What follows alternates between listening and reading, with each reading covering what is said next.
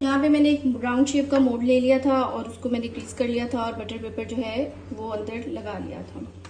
अब सारे बैटर को हम इसमें ट्रांसफ़र कर देंगे।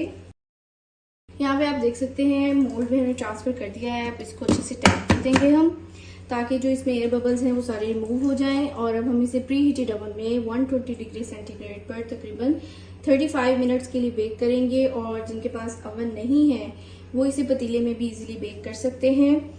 और स्टार्ट में आपने पतीला जो है वो प्री हीट कर लेना है और उसमें कोई भी कटोरी आप उल्टी करके रख दें अगर आपके पास कोई स्टैंड नहीं है। और उसके ऊपर आपने ये मोल्ड रख देना है हल्की आंच पे, दम वाली आंच पे। तकरीबन आपने 40 से 45 मिनट्स में इंशाल्लाह आपका बेक हो जाएगा केक।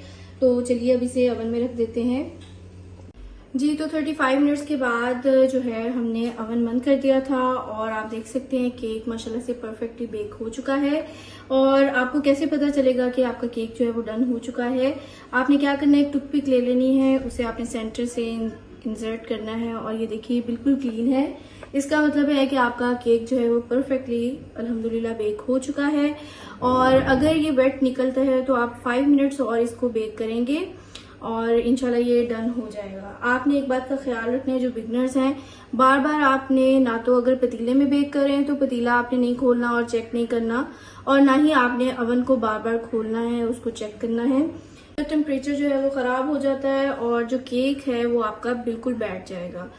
और दूसरी बात ये, अगर आप लेयरिंग करना चाहते हैं, अगर तो आप इसी तरह से खाना चाहते हैं तो ये बिल्कुल रेडी है। आप इसको अच्छे से ठंडा करें और सर्व करें, टी टाइम के साथ आप इसे एंजॉय करें।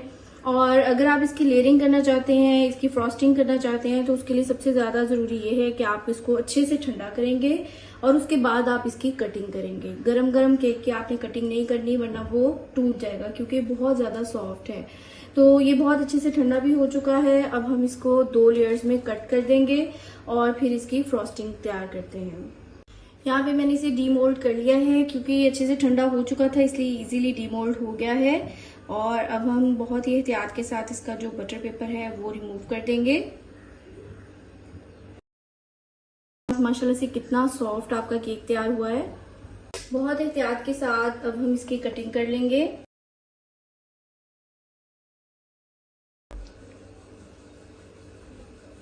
केक बहुत ज़्यादा सॉफ्ट है, ये देख सकते हैं आप। माशाल्लाह से परफेक्ट हमारा केक तैयार हुआ है, बहुत जालीदार है, बहुत ज़्यादा सॉफ्ट है।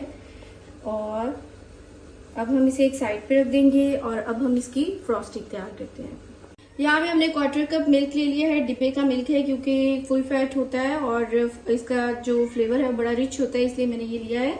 आप घर का भी ले सकते हैं। यहाँ पे 2 टेबलस्पून ऑयल का इस्तेमाल करेंगे ताकि जो इसका ग्लेज है वो थोड़ा ग्लॉसी सा हो। और यहाँ पे मैंने इस तरह से चॉकलेट ले ली है। अगर ये आपके पास नहीं है तो कोई प्रॉब्लम नहीं है, मैं इसलिए इस्तेमाल कर रही हूँ ताकि उसका कलर जो है वो बिल्कुल मार्केट वाला बने और वैसे भी इसका टेस्ट भी बहुत अच्छा बनेगा।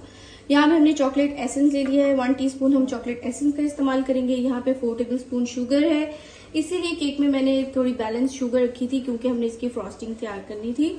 और यहाँ पे हमने 1 कप ले लिया है दूध, सूखा दूध है, ड्राई मिल्क पाउडर है, किसी भी ब्रांड का ले सकते हैं, मैं एवरीडे का यूज कर रही हूँ। और यहाँ पे हमने ले लिया है 1/4 कप हमने ले लिया है कोको पाउडर।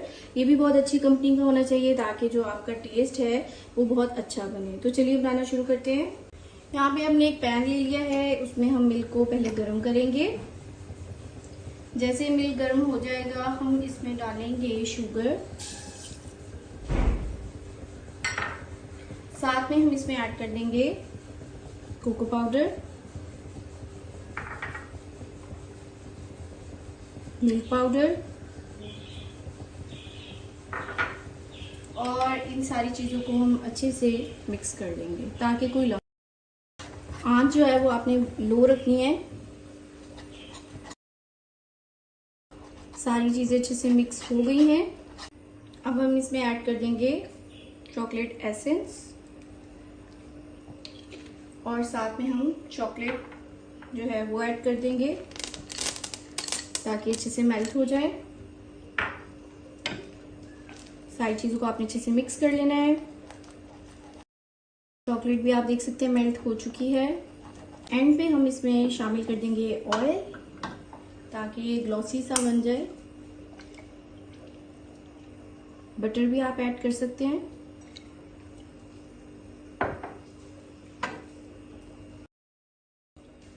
एक से 2 मिनट कुक करने के बाद आप देख सकते हैं हमारी थिक सी सॉस जो है वो बिल्कुल रेडी हो गई है। अब हम फ्लेम को ऑफ कर देंगे और थोड़ा सा इसको ठंडा कर लेंगे। फ्रॉस्टिंग जो है वो ठंडी हो चुकी है। अब हम इसमें हाफ कप के करीब क्रीम ऐड कर देंगे। किसी भी ब्रांड की आप ले सकते हैं। इसको आपने अच्छे से मिक्स कर देना है। फ्रॉस्टिंग हमारी बिल्कुल रेडी हो गई है और जो फ्रॉस्टिंग अगर बच जाए तो आप इसे ब्रेड पे लगा के बच्चों को दे सकते हैं। बहुत ही मज़ेदार ये बनेगी इंशाल्लाह। यहाँ पे हम असेंबलिंग कर रहे हैं और सबसे पहले हमें केक को वेट करना है। ये देखिए दूध से मैं वेट कर रही हूँ, डिब्बे का दूध है। बहुत ही अच्छी तरह आपने इसको वेट कर देना है और ख़ास तौर पे किनारों को। अगर आप दूध नहीं लेना चाहते हैं तो आप शुगर सिरप भी तैयार कर सकते हैं। हाफ कप पानी में आपने 2 टेबलस्पून शुगर माइक्रोवेव में गर्म कर लें और उसे अच्छे से मिक्स कर लें और आपका शुगर सिरप जो है वो बिल्कुल रेडी हो जाएगा। अब हम इसको 2 मिनट के लिए रेस्ट देंगे ताकि केक जो है वो इसे एब्जॉर्ब कर ले और उसके बाद हम इस पे चॉकलेट जो फ्रॉस्टिंग तैयार की है वो इस पे उसकी लेयरिंग करेंगे।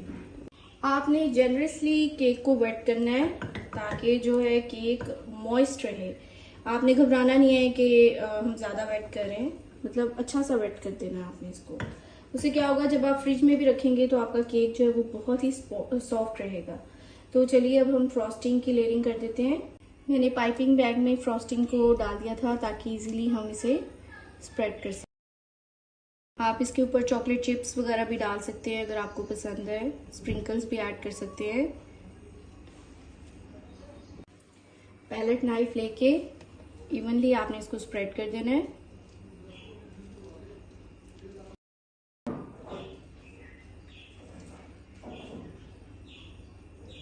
इस तरह से आपने इसके ऊपर दूसरी लेयर रख देनी है और अगेन वही प्रोसेस रिपीट करेंगे। आप देख सकते हैं टॉप पे भी मैंने अच्छे से लेयरिंग कर दी है और साइडों को भी क्लीन भी कर दिया था और उस पे लेयरिंग भी कर दी थी।